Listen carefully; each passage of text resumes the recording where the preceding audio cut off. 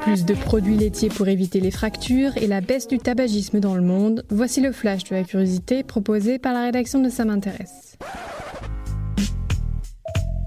La différence entre l'homme des cavernes et nous, c'est le résultat de la science. Et ce n'est pas une opinion, c'est de la science.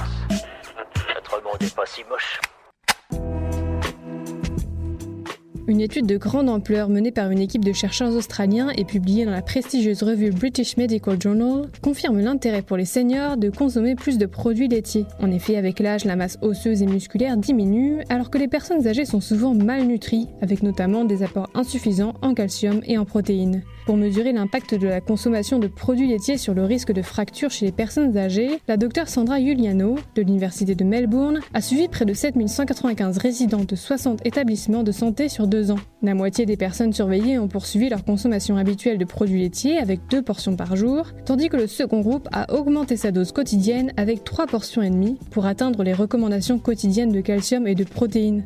Résultat, moins de chutes, un nombre de fractures inférieur de 33% et presque 2 fois moins de fractures du col de fémur chez les sujets ayant des apports adéquats. Super, j'adore. Alors écoute-moi bien, je vais essayer d'être clair avec toi. Ouais, génial.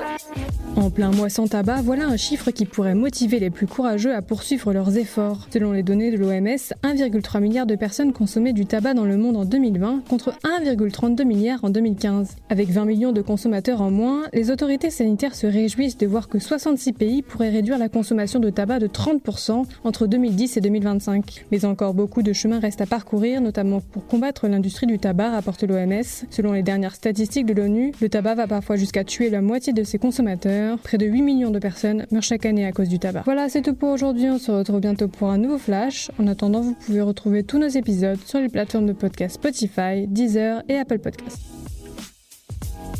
Voilà. Il ne reste plus qu'à vous remercier de votre attention. Au revoir.